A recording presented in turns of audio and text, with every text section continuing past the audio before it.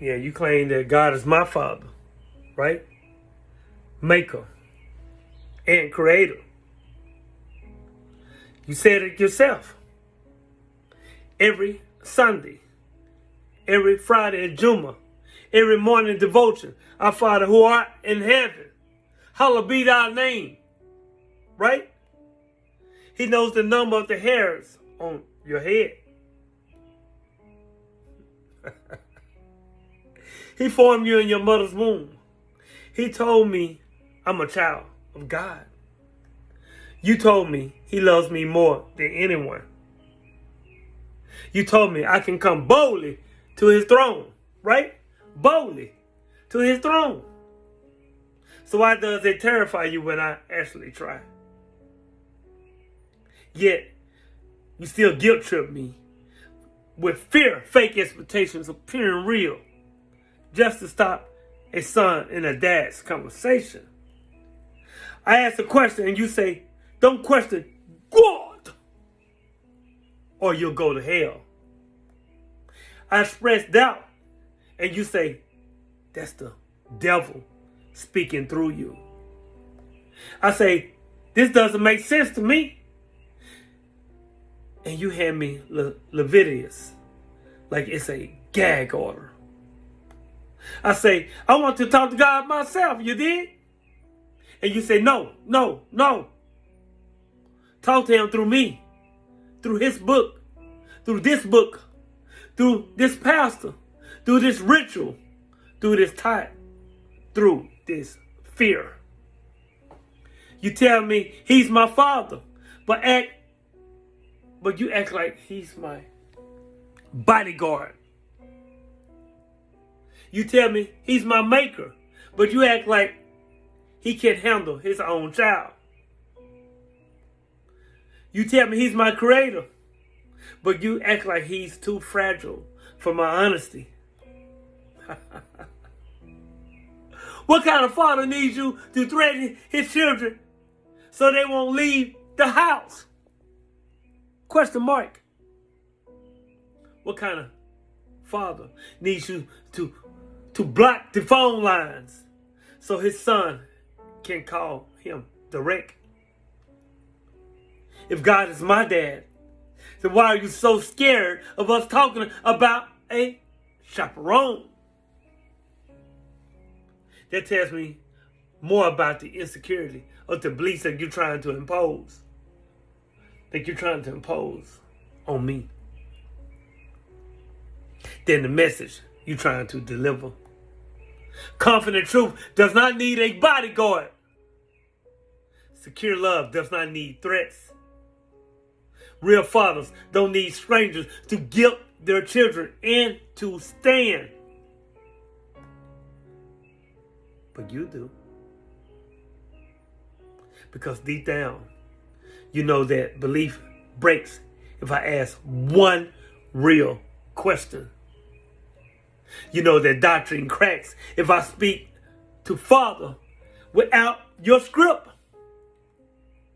You know I might hear something you did not approve first.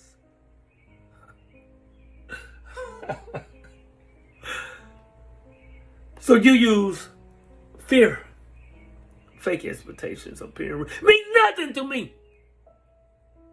You use hell, curses, backsliding, that you'll die. God will leave you. Fear is the tool of insecure gods and insecure men. If your message was strong, you will let me test it. You dig? If your God was big, you will not panic when I walk toward him without holding your hand. The guilt trips are not about saving me. They're about saving your version of God.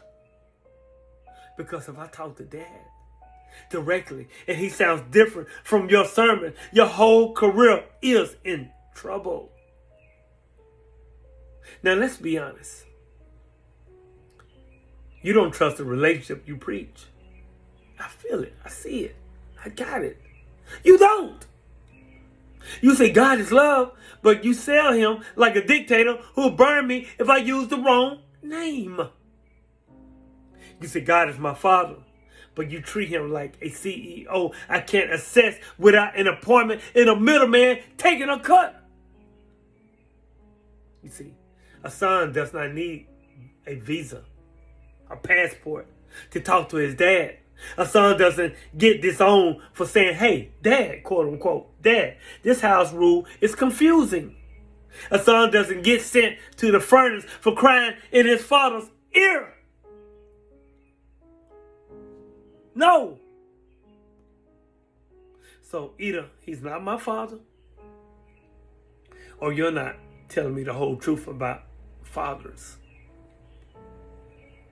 Here's what your fear reveals. Number one, you think God is insecure, that he can't survive my doubt. Number two, you think God is mute, that he won't answer me unless you translate. Number three, you think God is petty, that he'll disown me for thinking while still calling himself love, living on value energy, letting out vulnerable emotions.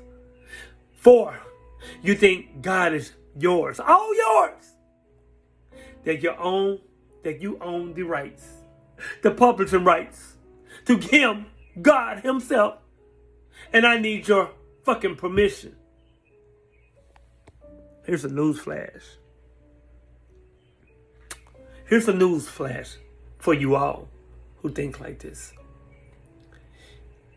If God made me, then he made my brain too. If he's my God, then he knows my voice, my Father too.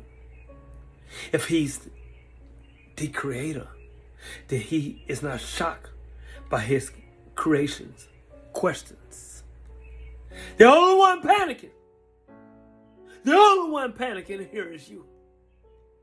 And that panic is the loudest sermon you ever preach. So thank you.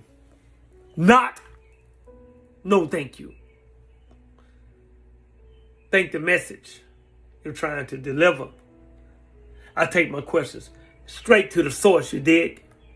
If he's really my father, he'll listen. If he gets angry that I came, then he was never dad to begin with. He was just your boss, and you recruited me into the company. I'm not interested in a family where children can't talk to the father. I'm not interested in a love that needs threats to keep me around. I'm not interested in a God so infinitesimal, so minute, so small that my curiosity is a crime. A real father says, come, David. Come talk to me, fly optician. The fly optician. Come talk to me, Dawu. A real maker is not afraid of what he made.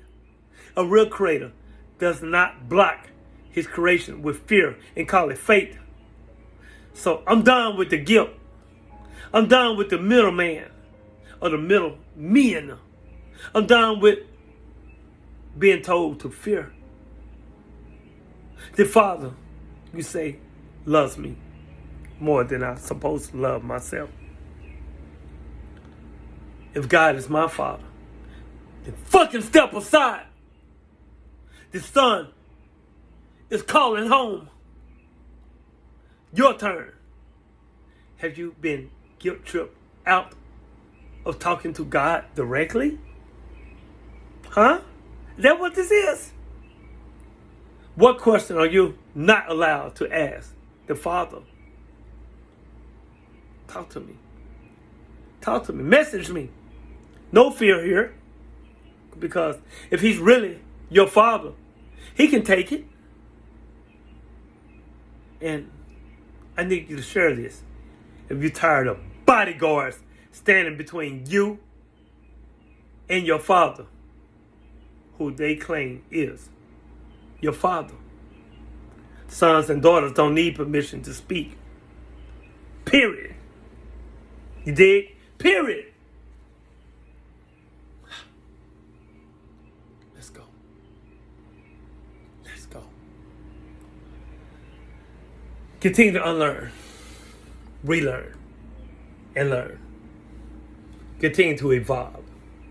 Peace.